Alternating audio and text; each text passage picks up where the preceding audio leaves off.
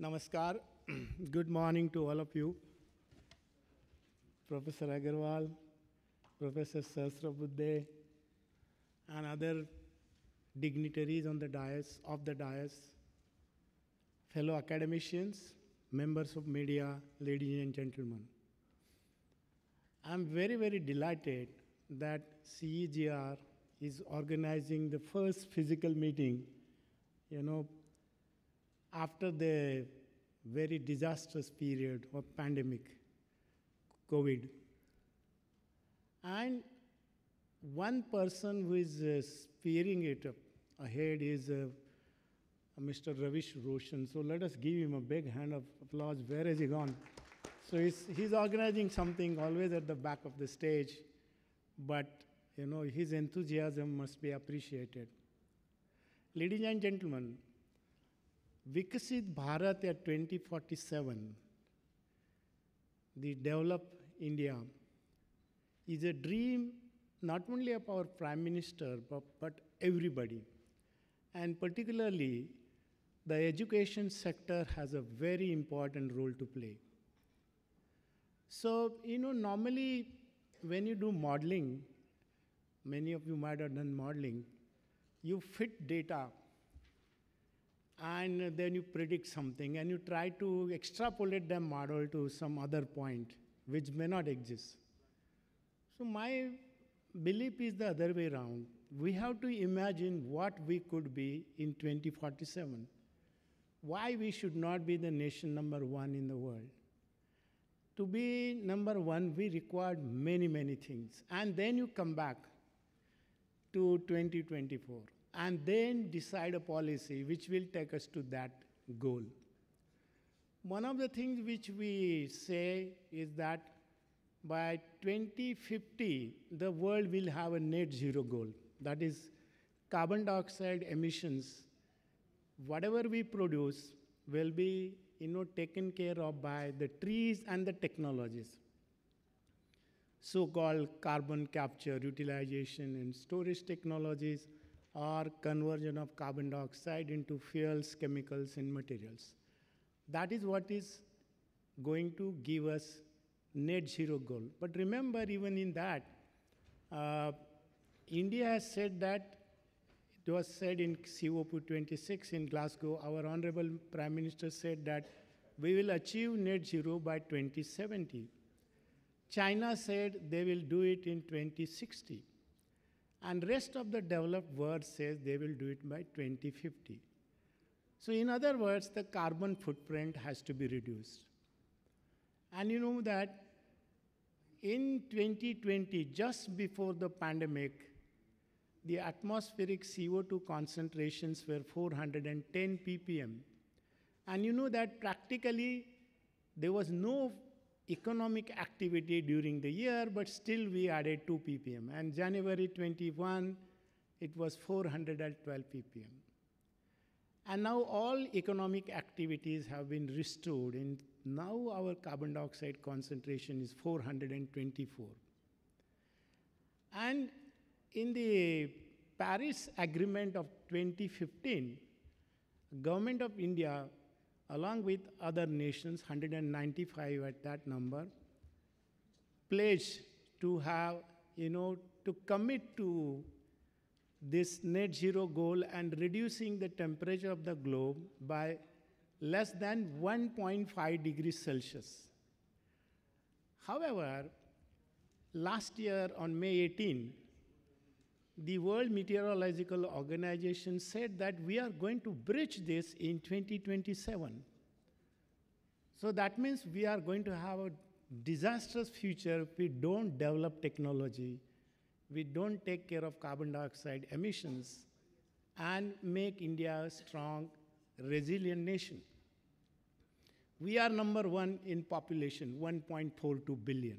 We have taken over China. And China emits 25% of the carbon dioxide. So that number is 36.4 billion or gigatons. India emits 2.666 billion tons, and we have to make it zero. So imagine the kind of technologies which need to be developed and where the education will play very, very important role.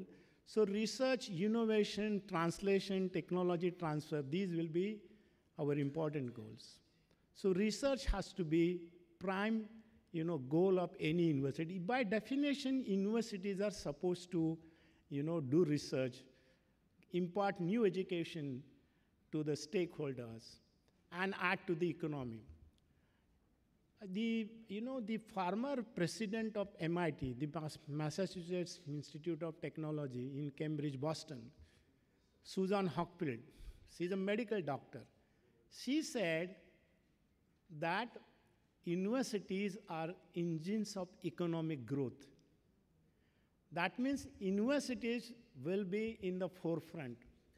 And this is where also she said she generated $3 billion. And she collaborated with many leading institutions within Boston area. Boston has something like 32 universities. So nobody should say that I can do it alone. So collaboration, it is in fact, the goal number 17 of United Nations Sustainable Development Goal is, collaboration. So you have to collaborate with different stakeholders, and this is what even our NEP, National Education Policy, is saying. National Education Policy talks about many things. It is one of the best documents which is ever produced by Government of India. We normally knew about the Kothari Commission report, and nothing beyond that was done. So this is a very good welcome change. And in this particular, era, we also say that the students must have internship. They must have, experience in the respective field. And also we know that science is no longer pure, or engineering is no longer pure. It is multidisciplinary, transdisciplinary, and you have to borrow ideas and expertise from different fields of education. So this is where the major degrees and minor degrees are going to matter. In fact, a student can have a designer's degree. That is, he can study one major degree and add maybe 2-3 minor degrees by taking certain number of credits. And that is required. One of the important things which most of the world, in the developed world, they do is the undergraduate research. So we have to also have undergraduate research. So many institutions are purely undergraduate institutions. They may have very good teachers also, but they don't do research. So this is where the professors and the management particularly, because we have so many private colleges, must encourage research, and that should be at the undergraduate level. Maybe 2-3 departments come together and do that research. That is what is required in today's world for survival, and if we want to be a Vikasit Bharat by 2047. It is the need of the hour. I also say many times that to be successful in academic life, because many times people ask me, how did you become successful? So I said I was highly focused, and I also tell my colleagues that nobody is your enemy. You are your own enemy, because you underestimate yourself. You underestimate yourself. So the success mantra for academics is 3P. The first P is patience, second P is perseverance, third P is pardon, and in the academic way, another 3P, that is patent, publish, and prosper. So you must patent your ideas, and Government of India has done wonderful thing. Now government is giving you support to, patent your ideas. You don't have to spend any money. I can tell you, you will be surprised to know, in Mumbai University, in 1991, I wanted to patent an idea, and they took 1 year to give me permission. And they said, give 35 copies of your patent. After 1 year, then I went to DST, TIFAC, and I became the first person in India to be supported by government to file a patent. Then afterwards, and they cited my example. I now have 125 patents. But believe me, at the same time, I also published. So citing my own example, I'm saying that nothing is impossible, you can do it. You don't have to belong to a very big institute. Only your management should have a proper, focus, and they must do that. and support research and innovation. Another thing which I also believe is women's education. Our Honorable Prime Minister talks about Nari Shakti. But my personal belief is that Nari Shakti is when? If we make women's education free till PhD, it does not mean that all ladies will go for PhD, but their parents won't stop them from taking education. Be that, BA, BSc, MA, MAd, whatever. Not everybody will do PhD, but we will have enlightened lady folks. And an educated mother knows the value of education. She will also control population, and every family, there will be somebody who has taken higher education, and that should be the national policy, and there is enough money, lying here and there.